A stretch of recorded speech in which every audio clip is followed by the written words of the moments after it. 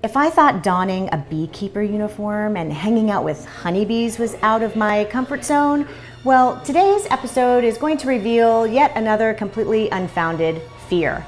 For someone who espouses the benefits of fresh vegetables and fruits, you would think I have no problem using one of these.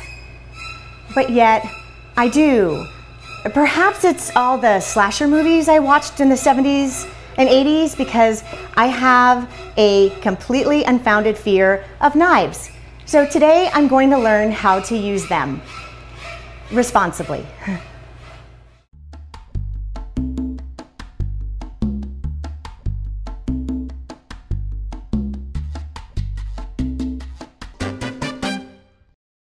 It's a really good thing that I have friends who can help me overcome my irrational fears, such as the fear of cutlery. So today I have invited Chef Tahj to help me learn how to choose and use sharp objects in the kitchen.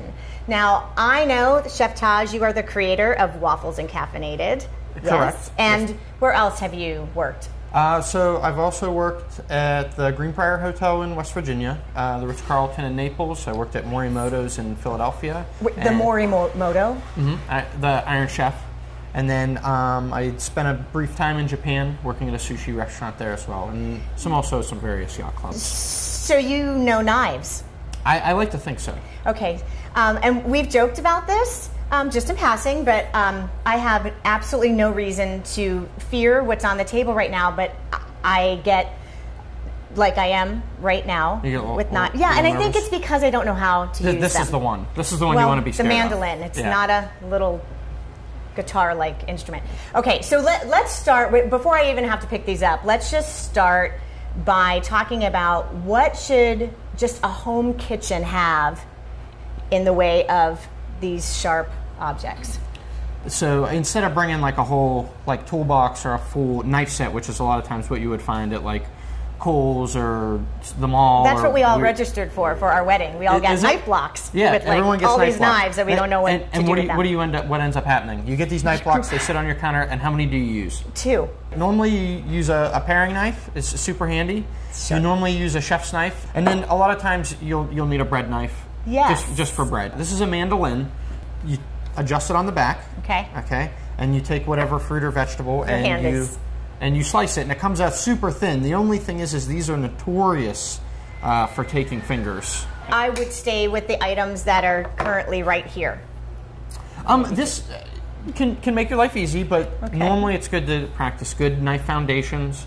Really, all other devices sold in kitchen stores are designed around trying to skip past knowing how to use a knife properly. Where would you tell someone, even if it's just a home chef, where would you tell someone to get their knives? Actually, the internet. Internet. Yeah.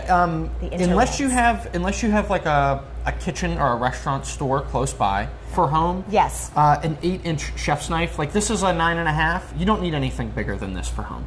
But the way that a knife cuts, a knife doesn't cut like an axe necessarily, where it's like straight down. Right. And this is a big problem that people run into when they start cutting things. So if I take this knife, even though it's sharp, and I push it against my hand. Do not do this at home. Yeah. And you can see where the knife divot was. Now, if I was to do that and pull, I would cut into myself. The key to cutting through anything is to pull or push. Let's say that I have purchased a really nice chef knife, a paring knife, maybe a third bread knife. How do you wash and care for an investment? Hot water, hot soapy water, and a wash rag. And wipe it off, dry it. I don't recommend putting your knives in the dishwasher. I knew you were going to say that. Dishwashers are notorious for beating up. It's not friendly. So just take care of your knives. Wash them hot, soapy water. So I'm getting myself a chef knife, a bread knife, and a good paring knife. Now, I have a glass cutting board. Okay. You're stopping me right there. I would. You look at the hand came up. You're like, no. I told you. I don't know what I'm doing. Make a cheese board out of it. Wood cutting boards for home cooks is what I would recommend.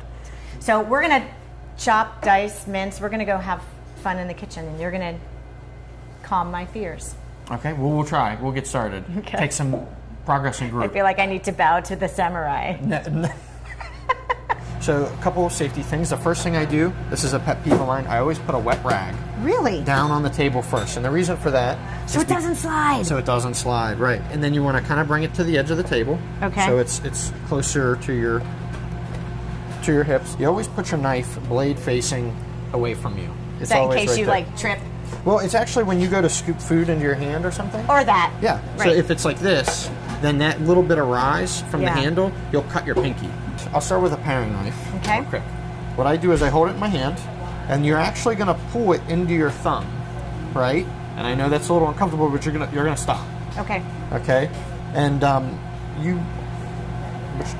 so like a strawberry, take it, and just slice through, and Okay. snip off the top, and then you can. So when you hold this, Yes. see how you're holding it towards you right now? Yes. Right? Sorry. Turn your blade. You want to be able to put your thumb. Go ahead. Just Oh, trust I me. see. Okay. Don't inchworm your thumb because then you will Okay. cut yourself. But you want to use your thumb to pull the strawberry, right? And it takes a little bit to get used to. Keep your knife straight. There you go. Look at that. I'm touching the blade. And you just want to make sure that you. Okay. So you really have to. Oh gosh, that's great. Right. I'm just- But this allows you to cheat because then you can do. And then you get your. Is that your match- Julienne? That is Julienne. Now, before we go into this next, I'm going to show you another valuable thing. Okay. So see how your hand is right here? Yes. Right? Watch what happens. Okay. Okay. That was a little scary. So choke up on your knife. So, Like on a bat. relax, You're relax, playing ball. Relax. Relax your hands. Okay. Take this finger. Yes. Okay. Bend it here. Okay. And pinch with your thumb and your forefinger. Okay. All right. So- now wrap your other fingers around. Okay. Just like that. Now watch. Watch what happens. Hold on. Yeah. You just try it, buddy. Yeah. Okay. See how much. So there's normally it's good to start out with your paring knife. Okay. And core out your tomatoes. Right. So you're gonna hold it, and you're kind of gonna Can you see do that? little stabs and core your tomato out. Okay. All right. Tuck your thumb in. Okay. And then hold on to the vegetable. It's better if I show you. Yep. Kind of like this. Almost like a spider's legs. So don't apply too much pressure. Just pull. See, let the knife do the work. Pull. See, all right. So see, right at the beginning, you're pushing down. I am. I'm trying really Yeah. hard. Relax, relax. Don't push down. Don't push down because you can make more than one cut. Let me just pretend we're having a little Yeah. conversation. Just pull. There you go. See how much easier that is? So the other day, while I was getting my groceries, see Yeah, how that was? yeah. What do you And do if when you you're need running to- out of room for your fingers to hold on to something, though? Okay. So You turn from it. there, You flip it. you can lay it down, right? And here, you can go that way or this way too. So Yeah. make a flat hand like paper, rock, scissors. Yeah. Peppers are Slippery. very well. They're Slippery. slippery, but they're also unique because they have like a skin, Okay. right? And sometimes if your knife is dull, that skin will you'll like have to apply a little bit more effort, and you'll hear it on a cutting board. It'll be like a chunk sound, right? Okay. If you hear that, you probably should sharpen your knife. Okay. Okay. So there's two ways to break down a pepper. You can cut the tops off and then go in a circle, or you can peel it, and then Oh, that's fancy. That's fancy. see what you're doing right here. Yes? Okay, so don't do that. Don't do this with your Okay. fingers. Okay. You always want your knife, okay, to when your fingers touch your knife, you want your knuckles. This is a good picture right here. Yeah, you want your knuckles. So bend those fingers in. Those little fingers in. Right? You want your knuckles to touch a knife. So onions are the same way as tomatoes. You just Okay. have to remember you have layers. Okay. Okay. And another trick. This is like a tricky one. You have to be careful because I have seen people, like mess up on this. But take the little knob out Okay. on top of your avocado. All right. Hold it in your hand. Okay. Now there's a big pit, so you gotta be relaxed. Okay. All right. There you go. Okay. Okay. All right, and roll the avocado. So you want to roll the knife around the blade. Okay. All the way? Yeah. And this only works for a ripe avocado. Okay. All right. And then you want to twist it.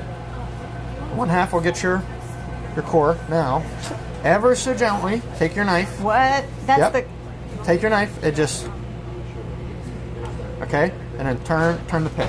Oh, wait. Thanks to Urban-Touch for letting us take over the kitchen so that I could learn to increase my confidence with this knife. It might be more convenient to buy your vegetables and fruits already cut up, but it's not cost effective. So the best thing you can do is to learn how to use kitchen utensils correctly, and especially one of these for the health of it. Maintain control of the sharp object.